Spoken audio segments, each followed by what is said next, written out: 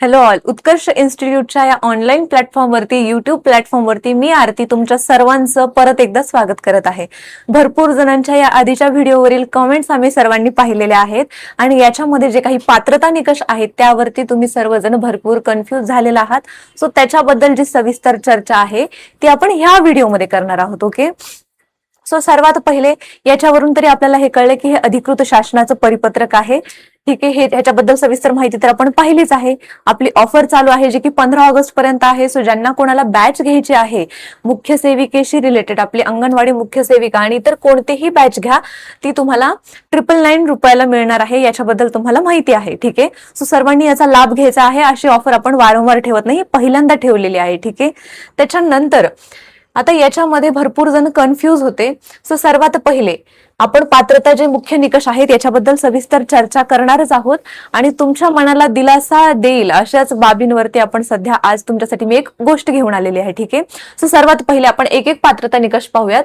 ज्या वर्षी विभागीय परीक्षेचे आयोजन करणे प्रस्तावित आहे त्या वर्षी 1 जानेवारी रोजी सलग 10 वर्ष विनाखंडित नियमित सेवा पूर्ण. ठीक आहे, विनाखंडित ज्यांची 10 वर्षांनी ज्यांनी सलग सेवा दिलेली आहे ती पण कधी 1/1/2025 पर्यंत तुमचं जे 10 वर्षाचं त्या मुख्य सेविका पदासाठी तुम्ही सेविका किंवा मदतनीस जे काही कार्यकाल आहे तो तुम्ही 10 वर्षापर्यंत त्याच्यामध्ये विनाखंड सेवा पूर्ण केलेली पाहिजे.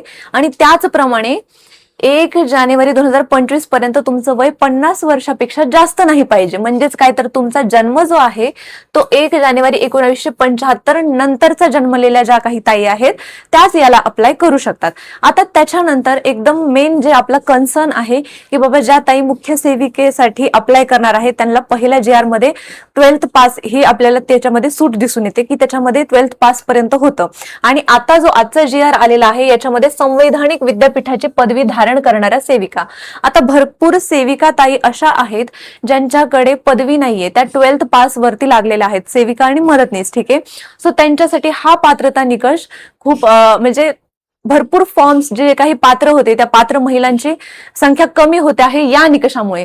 सो स्वतः याच्याबाबत तुम्हाला काळजी करायची थोडी सुद्धा गरज नाहीये, कारण की स्वतः रिस्पेक्टेड अबुज पाटील सर याच्याबद्दल अदितीताई तटकरे यांच्याशी स्वतंत्रपणे स्वतः जाऊन भेट घेणार आहेत आणि जे पात्रता निकष आहेत ते शिथिल करण्याबाबत. ठीक आहे, 12th पास आणि त्याचबरोबर 10 वर्षाचा जो काही आपल्याला हे पाहिजे क्रायटेरिया, विनाखंड जी नियमित सेवा पुरवलेल्या ज्या काही सेविका ताई आहेत यांच्यासाठी ते स्वतः अबुज पाटील सर जाऊन त्यांच्यासोबत चर्चा करणार आहेत आणि त्यांना या विषयाबद्दल मागणी करणार आहेत. सो आपल्याला याच्याविषयी तरी आपल्याला काळजी करायची सध्या तरी गरज नाही. आपल्याला फक्त काळजी करायची आहे आपला सिलेबस कशा प्रकारे कव्हर होईल आणि आपला जे मुख्य सेविकेसाठी लागणारे जे काही महत्वाचा जो काही सिलेबस आहे परीक्षेसाठी, जे काही महत्वाच्या गोष्टी आहेत, जसं की आपण MSCIT बद्दल पाहूया. त्याच्यामध्ये ज्या काही पदावर रुजू झालेल्या दिनांकापासून 2 वर्षाच्या आत संगणक अर्हता. ठीक आहे, भरपूर ताईंचा असा सुद्धा प्रश्न होता की बाबा माझ्याकडे MSCIT नाहीये, सो मी इलिजिबल आहे का? सो तुम्ही इलिजिबल आहेत.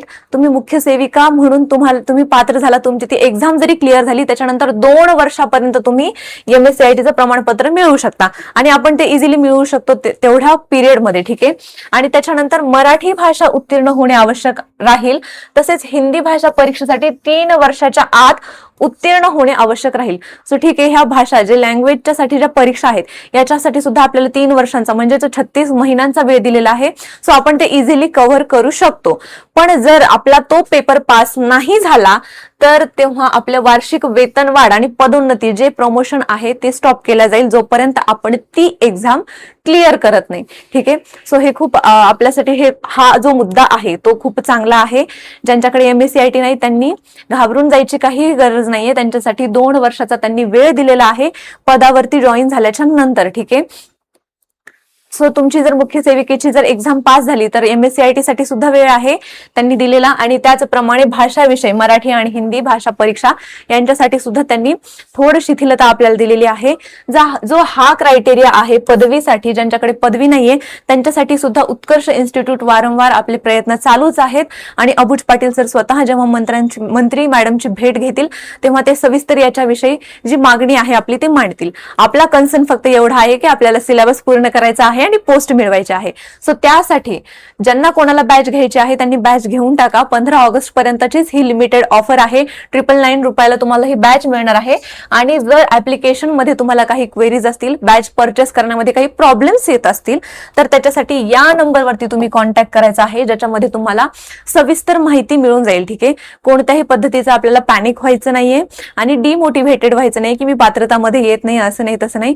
सो ते सगळे कन्सर्न आपले लवकरात लवकर सॉल्व्ह होतील. आपल्याला फक्त आपल्या अभ्यासावरती फोकस करायचा आहे आणि लवकरात लवकर आपल्याला पोस्ट मिळवायची आहे. ठीक आहे, जे अंगणवाडी सुपरवायझरची बॅच आहे त्याच्यासाठी लाईव्ह प्लस रेकॉर्डेड, त्याचप्रमाणे तुम्हाला त्याच्यामध्ये मेंटरशिप, पीडीएफ, नोट्स, टेस्ट सगळं आणि तज्ञ मार्गदर्शन आणि सर्व live class, live plus recorded क्लासचा जो ऍक्सेस आहे तो मिळणार आहे. सो ज्यांना कोणाला ही बॅच परचेस करायची आहे ती 1999 ला आपल्याला भेटून जाईल, ज्याच्यामध्ये आपल्याला हे समजा जुनं आहे. ठीक आहे, सध्या पण तुम्हाला ही भेटून जाईल. सो तुम्ही फक्त ऍप्लिकेशन डाउनलोड करा, त्या नंबरवरती कॉन्टॅक्ट करा. तुम्हाला ज्या काही बॅचेसच्या डिटेल आहेत त्याच्यावरती तुम्हाला सविस्तर मिळून जाईल. ठीक आहे, फक्त उत्कर्ष इन्स्टिट्यूटचं ऍप्लिकेशन डाउनलोड करा.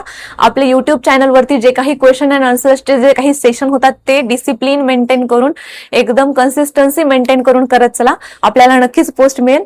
ठीक आहे, आजच्या व्हिडिओमध्ये एवढंच होतं. मला वाटतं की तुमचे जे काही पात्रता निकषांबद्दल जे काही क्वेरीज होत्या त्या सॉल्व्ह झाल्या असतील. ठीक आहे, थँक्यू सो मच.